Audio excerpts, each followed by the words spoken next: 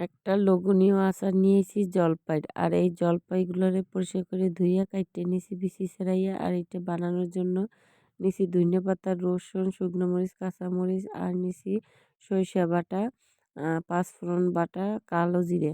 নেওয়ার পর এখন এইটা বানানোর জন্য দিয়ে দিছি ব্লেন্ডারে ধনিয়া পাতা, কাঁচামরিচ আর দিয়ে দিছি আপনার আম জলপাইগুলো দিয়ে ব্লেন্ডার করে নিছি। আর এরকম মিহিন করে ব্লেন্ডার করে নিতে হবে। আবার অনেকে চাইলে পাটায়ও বাটতে পারেন। আর নানুর কাছ থেকে শেখা, নানু দেখতাম পাটায় বাটতো। যাই হোক আমরা ব্লেন্ডারে নিয়ে নিছি। এখন সরিষার তেল গরম করছি। তার ভিতরে দিয়ে দিছি পাঁচফোড়ন, সরিষা বাটা, সরিষা। সরিষা দিয়ে পাঁচফোড়ন দিয়ে দিছি আর শুকনো মরিচ দিয়ে দিলাম।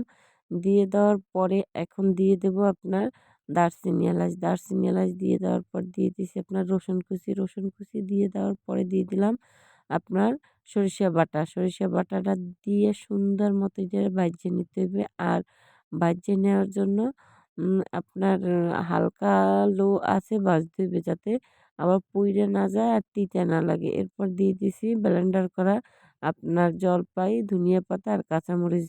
এগুলো দিয়ে সুন্দর মতো লাড়াচাড়া দিয়ে এখন লবণ, হলুদ, চিনি আর দিয়ে দেবো আপনার বিট লবণ।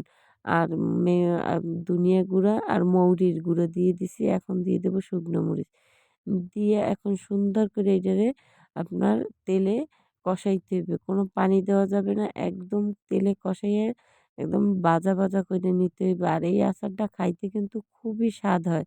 যেরকম খিচুড়ি, বিরিয়ানি আপনি তার সাথে খাইতে পারবেন। আর এই আচারটা আমরা নানুর কাছ থেকেই শেখা। নানুই বানাইতো।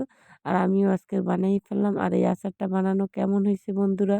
সবাই একটু কমেন্টে বইলে যাবেন। আর আমার ভিডিওটা যদি ভালো লাগে ফলো দিয়ে আমার পাশে থাকবেন। আসসালামু আলাইকুম। সবাই ভালো থাকবেন।